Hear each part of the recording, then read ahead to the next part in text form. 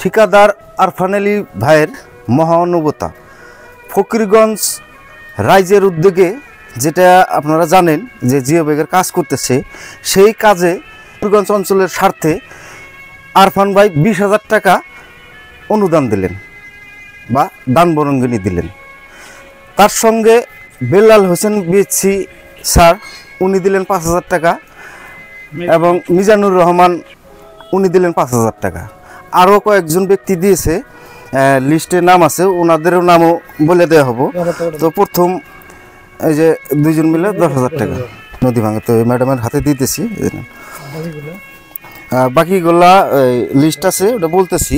তো আসলে ম্যাডাম কি বলবেন, এই যে আপনারা যেটা উদ্যোগ নিছেন, এত সুন্দর একটা উদ্যোগ নিছেন, 20,000 টাকা আরফান ঠিকাদার আপনাদেরকে মানে দান বরঙ্গিনী দিলেন, কি বলবেন আসলে?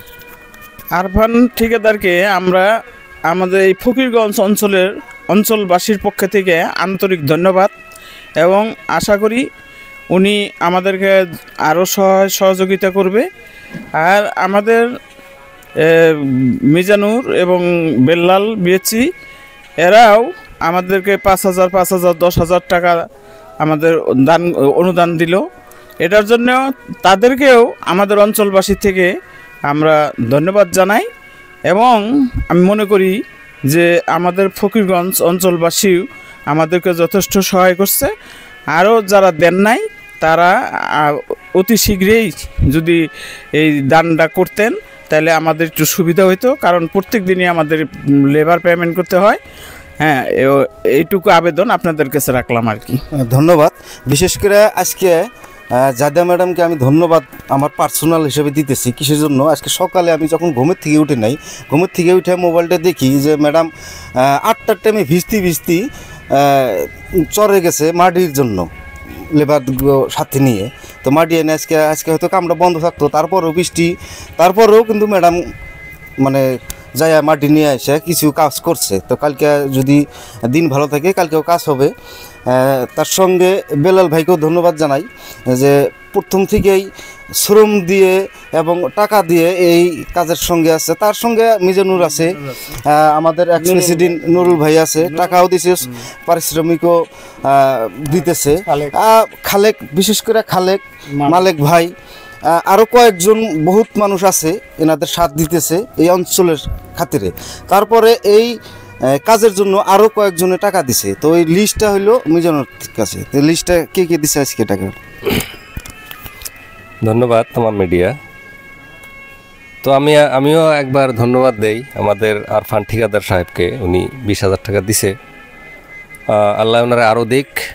আমাদের ফকিরগঞ্জ অঞ্চলে সবাই দোয়া করবেন এরা যাতে আরও উপরে ওঠে, আরও যাতে এই ধরনের মানুষের বিপদে খারাপ হবার পারে।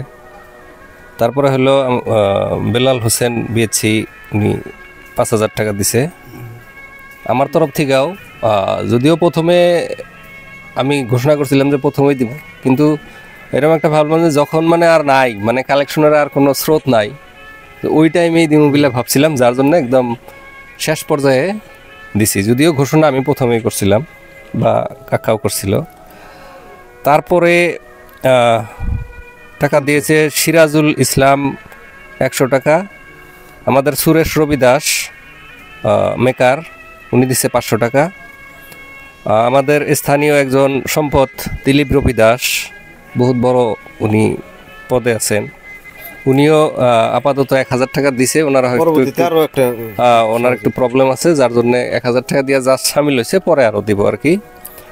আমাদের আতিকুর চৌধুরী ফারুক মাস্টার, উনি দিছে 1,000 টাকা।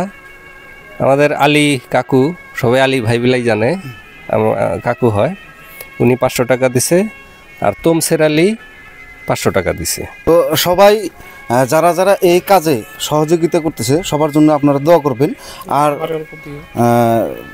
সবাইকে ধন্যবাদ জানাবেন। কি আর আচ্ছা, আসসালামু আলাইকুম। মানে আমিনুল যে কথাটা বললো যে ম্যাডামরা আমি 8টার সময় ভিজা, তার মানে আমি নদীর পাড়ে যাই, দেখি অবস্থা খুব ভয়াবহ এবং আজকে কাম হওয়ার কোনো সম্ভাবনাই নাই। যত বৃষ্টি পড়তেছে তার মধ্যে লেবাররাও কাজ করতে চাইতেছে না। তারপরেও শুনলাম যে আমাদেরকে চরের থেকে মাটি আনতে দিতেছে না। এই কথা শোনার পরে আমি এটা উদ্যোগ নেই এবং আমি বলি যে না, আমি যাব, কোন চরে থেকে মাটি দেয় না, ওই জন্য আমি ওদের সাথে গেছি। এটা সব খুব বড় কথা না। যাওয়ার পরে আমরা 2 নৌকা মাটি আনার পরে আমাদের বৃষ্টি এসে বললো, আমরা কোনো মতে তথাপিও একটু সেভ দিতে পারছি বলে মনে করি আর কি, যদিও সাফিসিয়েন্ট না। আবার আমরা যদি কালকে 4 নৌকা মাটি আনতে পারি তাহলে আমাদের এটা একদিনের কামটা আমাদের সাফিসিয়েন্ট হয়। কিন্তু আমি আবেদন রাখবো, যারা আমাদেরকে চরচাপুরি থেকে মাটি আনার জন্য বাধা প্রদান করতেছেন, তারা আমাদের এই ভয়াবহ অবস্থার কথা চিন্তা করে আপনারা মনে হয় বাধা না দেওয়াটাই সবচেয়ে উত্তম হব। কারণ আমাদের অঞ্চলের আপনারা জানেন বহুত সম্পদ, যেরকম হামিদাবাদ হায়ার সেকেন্ডারি, এটা বিশাল সম্পদ, মডেল হসপিটাল একটা বিশাল সম্পদ। এরকম করে আমাদের যে জনসাধারণের অবস্থা, আজকে হববাজার ভাঙ্গা যাওয়ার পরে আইজও অবধি মানুষ মাথায় চাল নিয়ে কোনো জায়গায় রাখার জায়গা পাইতেছে না। এত দুঃখের সাথে এই বৃষ্টির মধ্যে মানুষ খোলা আকাশের নিচে তারা বসে বসে দিন কাটাইতেছে। তাই আমি তাদেরকে আবেদন করব, আপনারা মাটি দেওয়ার জন্যে কোনো বাধা প্রদান করবেন না। যদি আপনাদের কোনো কথা থাকে আমাদের সাথে বসবেন, আমরা এই আশাই রাখলাম। ধন্যবাদ। তো সবাই ভিডিওটা শেয়ার করবেন, আরও এই অঞ্চলের যেভাবে পারেন আপনারা এনাদেরকে অল্প সহযোগিতা করবেন। ধন্যবাদ।